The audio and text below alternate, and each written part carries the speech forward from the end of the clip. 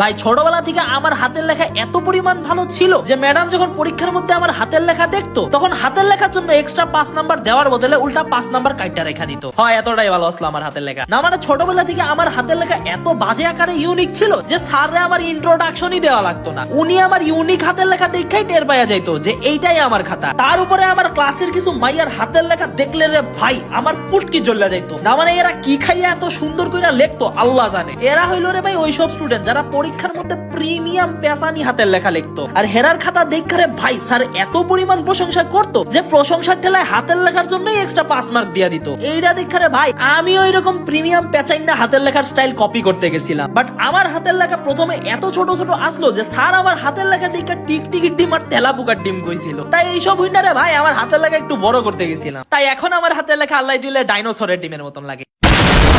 না মানে আমার হাতের লেখা এত বাজে আকারে ইউনিক যে আমি যখন ভিডিও স্ক্রিপ্ট লেখি তখন আমি আমার নিজের লেখা পড়া নিজেই বুঝতে পারি না যে ভাই এই কোন হিব্রু ভাষা লিখছি আমি। তার উপর অনেকদিন ধরে যদি লেখালেখি না করি তাইলে মনে হয় যে আমি মনে হয় খাতায় লেখাই ভুল লাগেছি। My brain is not braining. খাতায় যে কেমনে লেখা এইটাই আমার মাথা থেকে আউট হয়ে গেছে। তাও যদি জোর করে লেখা ট্রাই করি তাহলে রে ভাই দেখা গেল আমি কোনো অন্য দেশের ভাষা লেখা ফেলাইছি। মেবি এটা আমার হিডেন ট্যালেন্ট আসলো যেটা আমি নিজেও জানতাম না।